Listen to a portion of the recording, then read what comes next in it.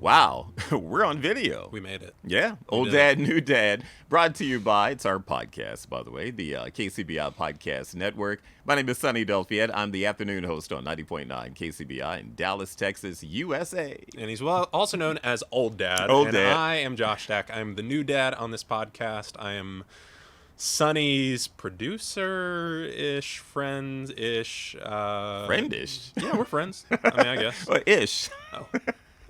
Many titles. Got you. But it's interesting today as we're both girl dads. The topic of does my daughter love me? And the first time you brought that up, and we had this in a previous podcast. Yeah. I laughed, and it hurt your feelings. I'm sorry, because I've had those same feelings. Yeah. So thus the podcast of Old Dad, New Dad. And where are we now with Josie? So Josie is almost 2.5. Yep. She's a total handful. She's very opinionated, which also makes this even tougher because she's super well spoken, and she is now at the point where she's able to really like verbalize these things. And taking it back to that original conversation that we had, it's, you know, I remember sitting in the office with you and our boss Kelly, and you know, Kelly was just asking, "Oh, hey, how are things going?" I was opening up, and Sonny laughs, and I'm like, "Man, no, I'm really hurt by this." And Does my daughter love me? I laugh, and he's like, "Dude, you want to go Not cool. outside?" Yeah, not cool.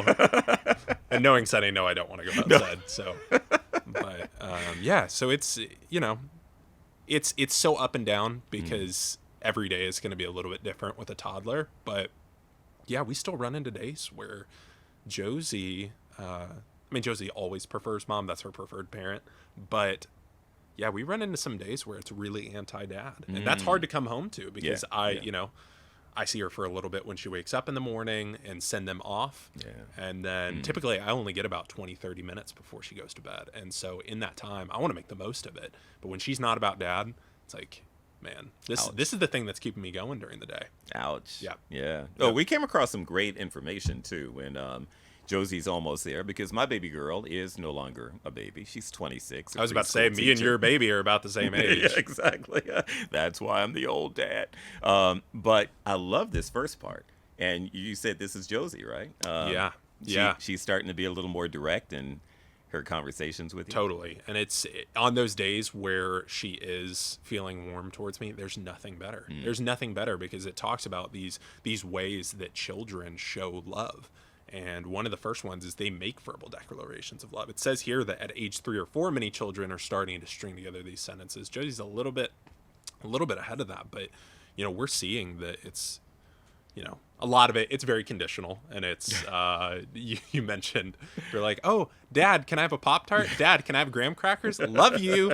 But yeah, it's interesting to see just her processing emotions and learning that words have meaning and emotions have meaning and have value. And so that's a huge way. But another one, and this is one that I thought was really interesting, is they hurt you with their words, which you wouldn't think that would be a sign of love. I thought you loved me. Yeah, but I gave you graham crackers. And see, we were actually in the car the other day, and this wasn't directed towards me because it would have hurt. But Josie's grandma is her favorite person in the world. Oh, like that's her go-to. She lights up every time she sees her. We were sitting in the car the other day, and it was unprompted. Like, we weren't even talking about grandma. She goes, "I don't like grandma. I don't like her." And it's like, where's that coming from? Yeah. We're like, well, what about grandpa? Yeah, I like grandpa, but I don't like grandma. And then we saw her later that day, and she was totally fine. But it's like, I think for a child as well, maybe a little bit of the thought process behind that is just, it's like if they're on your mind, it shows they care. Even if it's negative, it's like, all press is good press. But I don't know if that's the point of it. But that's something that I see as well, like in our own relationship. Is this helping you though? Because you were wondering, does my baby love me? And it's actually, I'm seeing that it's a little bit easier now that she's able to verbalize it. Because for a long time, she wasn't able to all I saw was that physically she wanted mom, and she couldn't verbalize that she still loved dad. Now I'm seeing a little bit more where it's like, yeah, I still love you even if I don't want you. It's like, hey, you're fine. I'll admit, like, I'm a bit of a needy parent, like, emotionally. I need to be told I love you. So I'm right there with you, brother. Definitely. But just so you know, as Josie's about to hit 3, it doesn't change much as they get older. Right. My wife was an at-home mom until our daughter was 9. And so she's so used to being around my wife that she actually is her clone to this day. When they super speak, semailities personalities extremely too. Really? the same exact personalities, which is great. She looks more like Dad. Sorry, Simone. Maybe not, but that in between is kind of cool. That in between of learning how to be a girl dad is things that you're going to be going through real soon. Like I said in a previous podcast, I wanted her to be physical like I am. I'm very physical. I love fighting. I love all things self-defense. I know. And I don't initiate the fights, but I'm into self-defense, and I wanted her to learn to protect herself. And she was actually really good. And then she's like, Dad, I'm just a human. But I want you to protect yourself. I'm just a human. I'm just a human. And she didn't want to do it anymore. Yeah. And didn't you say when that kind of switch happened was when it went from, I want to teach you self-defense to I want to teach you to fight? Yeah. And it was like there was an immediate block. That was my mistake, saying I want to teach you to fight. And she was like, I don't want to fight, But if I stayed on that self-defense, would have probably helped a little bit. But in between that, again, she being very girly girl, when she played sports, I looked at some of these tips on to help dads and daughters stay close. Okay. And one of the biggest, you said your dad did the same thing for you as a dad, a boy dad. Right. Is out there yelling and screaming, cheering on all the time. To a fault. It was the most embarrassing thing as a kid, but now that I look back, it's like, man, he really loved me. Yeah. But at the time, you couldn't have convinced me of that. I was like, Dad, like, go sit in the parking lot. I can't have you in here. My daughter has shushed me during volleyball games. I'm like, yes, baby. Shh. Ouch. The entire crowd. Shh. Exactly. Crowd of 5. It's, they weren't that successful. But again, looking at tips on dads and daughters staying close, we've had conversations and we've heard very disturbing conversations with dads who have gone the other route, of dads yelling and screaming at their daughters. And as guys, we can do that to each other and be okay. But when it's and maybe I'm wrong, but when it's a daughter, it's a little more impactful. I mean, I've had guys yell and scream at me, and I'm like, yeah, we're cool. It's right. You don't take it as personal. We can't do that with our daughters. I think not only do words matter, tone matters. Yeah. We talked about the last podcast of kind of a conversation, and me and my mom had conflict, and I was telling you that I still argue like a child. That in every other area of my life, I'm pretty in control of my emotions, and it's like the second that it gets with me and my mom, it's like, man, I still haven't grown in this area. And it's so interesting how, because I also said to you afterwards, my wife Megan, she kind of played mediator in that situation. She said, Josh, I don't disagree with what you said. I've disagreed with the way you said it. Yeah. And it's just as important that your words matter, but the way you say things matter. The tone that you say things, the way that it's conveyed, makes all the difference. It makes all the difference. Especially when you think you're helping, but you're hurting. We've heard conversations where some daughters said that they're estranged from their dads because dad would yell and scream about, you need to lose weight. And they thought that they were helping, and then years later, that daughter is struggling with body image, or that's an emotional wound. For sure. It truly is. Or you're smarter than this, and there's not the support that they've been looking for. So that's another reason why we're sitting here today, on how to again have a better relationship. Being a listener, as right now, you have to tell Josie, don't do that. Be safe. All the time. You're teaching her those rules of being safe. But as they get older, we always want to keep them safe, but gotta allow them to fail also. and have better conversations. Yeah, I think conversations as opposed to dictating. I was about to say, some people call it being a snowplow parent. Of you want to make a path for your child. Of course, you want them to succeed, but it's like you have to let them learn for themselves. Yeah. Otherwise, they're not going to have those skills. They're just not. And I'm kind of living proof of that. I went into my marriage with very little. Like I have a high emotional IQ. I think I do, but I didn't come into my marriage with a lot of life skills, because I had older parents who just wanted to do for themselves, and when I tried to do or wanted to learn, they're like, "No, you're not doing it right. So just get out of the way." Yeah. And it's like, I think I told you that, before I got married, never did laundry, never washed dishes. Like there were just these basic things that you learn when you live by yourself. That Megan made a meal. Yep. First time she made a meal. Yep. What did you do? So we finished. It was delicious. And because I grew up in a household where my mom, still to this day, it's like as soon as you're done with your plate, she's just taking it and like going straight to the kitchen. I just got up and went over to the couch, started watching TV, and Megan was like beside herself. She's like, "I got off early. I made a meal for this guy. He can't even like take his dish to the sink," and so she's like trying to passive aggressively say, excuse me, and then eventually she's like, "What are you doing?" Yeah, right. Like, "What do you mean, what am I doing?" And she says, "Are you not going to clean up after yourself?" And I just said, "Oh, I've never had to do that before." Wow. Yeah. Which it's like, that sounds so privileged, and it kind of is, but I had a mom who, I say this kindly, in a kind of a helicopter parent, not in like the emotional sense, but like as soon as I'm done, she's like there to pick up the plate, and because she is so hospitable. But yeah, there was a major learning curve. Wow. And going into Josie's looking at that. So Yeah. now, and that's one thing that they also say, to have a better relationship with your daughter, to replicate what you want her to see. Obviously, For sure. You can't say, do this, and do that when you and your wife are yelling and screaming at each other every night. And I brought this up in another podcast where my wife made it clear from day one. I yelled about something when we were dating. She's like, "I'm not that girl." I grew up in a house where there was yelling and screaming. I'm not that girl. If that's what you want, I'm not that girl. Yeah, I'm out. And she just taught me to disagree without yelling and screaming. For sure. We definitely disagree, but we do it as mature adults. And Yeah. as I brought up to my daughter when she started dating, I said, "You remember that time your mom and I yelled and screamed?" And she's like, "Actually, no." I said, "Exactly." Exactly.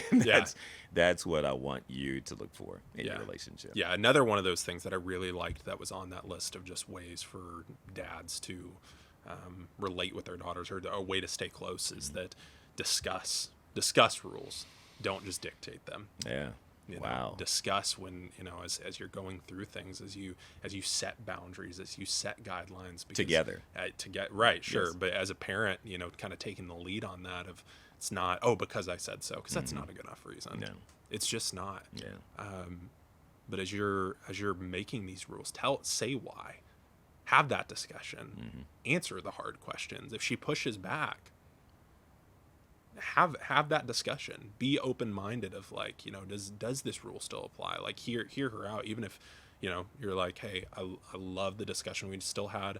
I still believe that this is something that needs to be implemented." Yeah. It's like, at least at that point, it's like there was some growth that came from that discussion.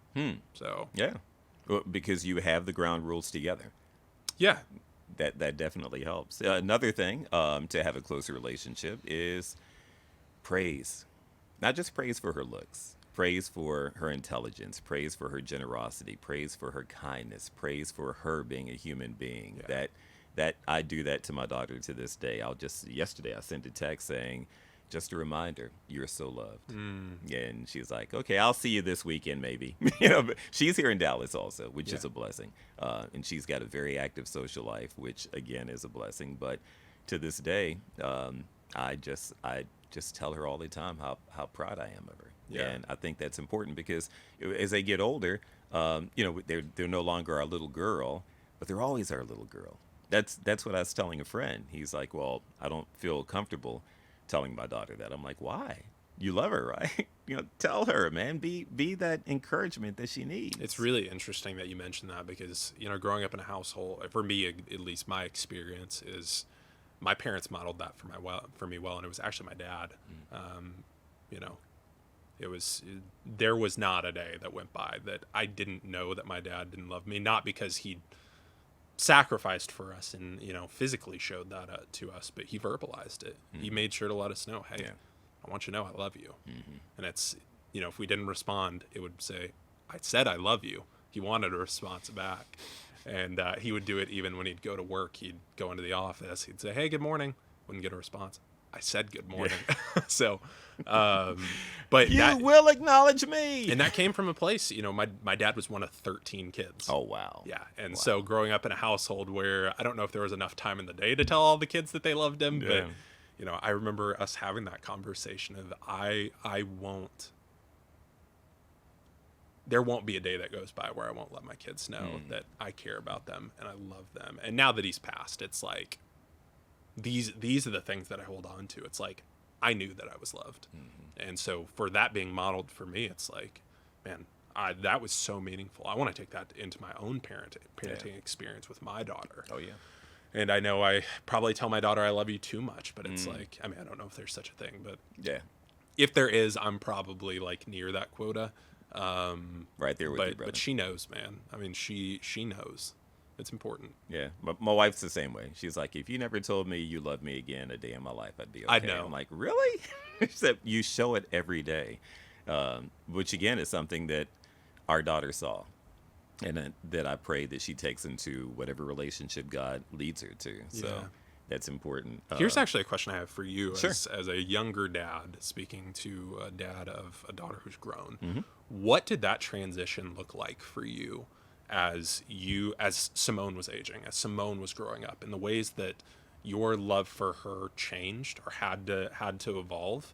Of having this, because she's still always going to be your baby. Oh, yeah. Maybe what's one of those ways where it's like, man, I can't love her the same way that, because you can't, for me, it's really easy to pick up my daughter, read a book together. She sits on my lap. Obviously, she's not going to do that because she's going to outgrow that, but it's not going to be appropriate. What are some of the ways maybe for you that you remember it's like, man, I now need to love Simone differently because she's grown, but still show her I love her? Was there ever a struggle for you for that? Guess not. Really? Because to this day, I still hug her for at least 15 seconds when I see her. I just hug her. Yeah. And I always kiss her on the cheek. She kisses me on the cheek, and it's been that way since she was a little girl. Simone's never really crawled into my lap. She was always with mommy. Okay. Mommy was an at-home mom until she was 9. So every now and then I was like, Daddy! And I get that hug. But she's right back to mom, and that's okay. That was my wife's prayer, and I think it worked out okay. Yeah. I don't remember there being, when she lived at home, even when she was in college, I would still go in and kiss her on the forehead goodnight. I never changed. Got it. Yeah. Got it. Yeah, I just think it's interesting because that's something that I've seen with my nieces and my cousins, girl cousins, where it's like, man, I don't know how to relate to you anymore. It's like as you're getting older, and it's like the things that we related on when I was younger, it was like I was having a hard time not seeing that person as a little girl anymore or a little boy anymore. It's like, man, we're gonna have to relate on a new level. So it's like I even now I'm thinking of like, man, what are gonna be those ways where that's gonna have to change. But there's another one here that I want to make sure to hit. It's letting your daughter, letting your child take lead when it comes to quality time. Yeah. And even I see that because and it kind of ties in where it's like, there are things that I want to do with my daughter where I want to love her on my terms, but how can I love Josie on her terms? And for us, what that looks like is when I get home during the evening, typically, now that it's getting into the winter months, it's like, it's getting darker a little bit earlier, but we try to make as much of that sunlight as possible. So as soon as I get home, I'll typically put down my stuff and we'll either go for a walk, like a walk to the mailbox, or, a bike ride, or, just something just to spend some quality time together. And that's something that she asks for. Nice. So clearly that's something that she puts high value on, of like, man, not only do I want to get outside, but I want to spend time with my dad. And it's like, interesting that, And I think I'm processing as this statement's coming out of like, oh wait, this clearly means more to her than I realized. And you're meeting neighbors you didn't know you had. Right. Yeah. Which is super nice because we moved in our complex like a year and a half ago and like just recently met our first neighbors. So, I'll take those neighbors. I'll take the blame on that one. Yeah. Everybody knows Josie. She doesn't know like who Josie belongs to. Oh wow. Yeah, it's like, but we don't let her run. Like, please hear me when I say that. We don't let my daughter just like run wild. Who's that 2-year-old running around? It's wild? like, why has she been Why did out she have a for, steak knife? Yeah, why has she been out for like 6 hours? Where is this kid? No, I'm a better parent than that. Okay. I hope. Please, I hope. Be an ally. That's important too. Knowing that baby girl can come home to a place that's safe, and know that when the life's issues become a problem for her, that she can come to you without, unless you actually have valid advice to help. Sometimes it's best just to say, "I'm so sorry you feel that way. How can I help?" Instead of, "How can I?" I'm so sorry you feel that way. What did you do wrong? I was about to say, because you mentioned it's like ending that statement with the period, letting that sorry be sorry. Yeah. Let it be meaningful as opposed to being followed with, hey, I'm sorry that happened, but tell me, like, add with a but or like a why, or letting it be what it is. So yeah, man. Language. What language are you using in front of your kids, dads? We were debating back and forth with some audio we heard from a dad who was screaming at his daughter, calling her names because she was late for school. Then she forgot her backpack, and he yelled about that. Then she had an orange shirt on, and he made an ugly statement about that. That's going to be with her for a long time. And it hurt us to listen to. I can only imagine being a little girl. What are you saying to your daughters? Yeah. Are you tearing them down or building them up? It's interesting how words can be weaponized. Yeah. And how they may just be words to you. And it may just be, oh, I blew up in that moment. And it's like, there's grace. There's grace in parenting. Absolutely. We're not going to be perfect. We're not going to have these moments. It's not like we're not going to have moments where we lose our cool. It's like, it happens to everybody. But it's like, just be cognizant of what you're saying. And be cognizant of, would I say that to like my 6-year-old self, my 8-year-old self? Would you say it to a random 8-year-old? Yeah. If you wouldn't, probably shouldn't say it to your own child. Like, I know that you think that they know they love you, but it goes back to the way you say things matters. And you are important to her. You are important to your child. They hold you on a pedestal.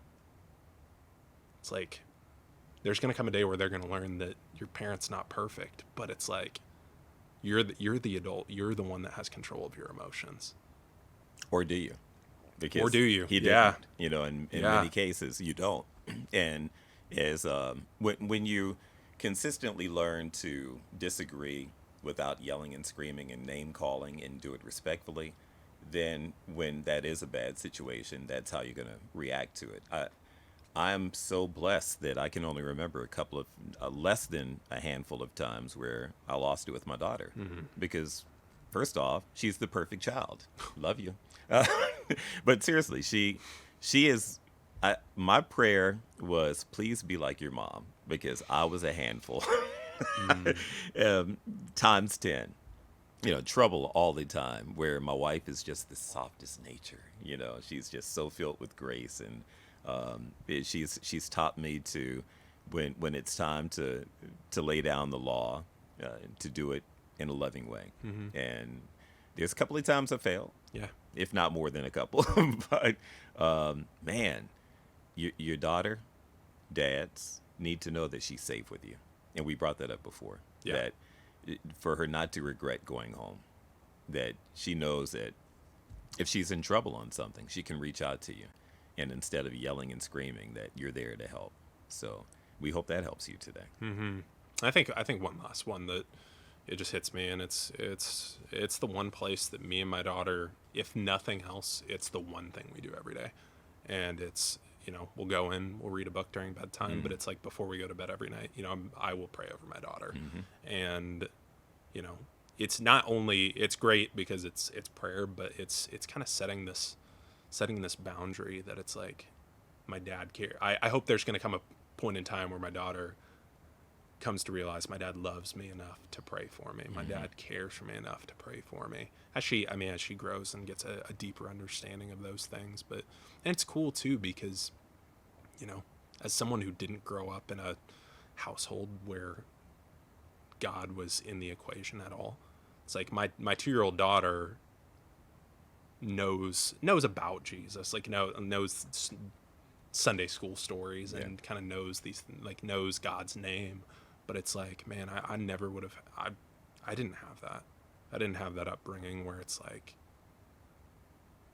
that was the farthest thing from my mind. Like it was about being a good person, and it's like stumbling upon these like Christian principles.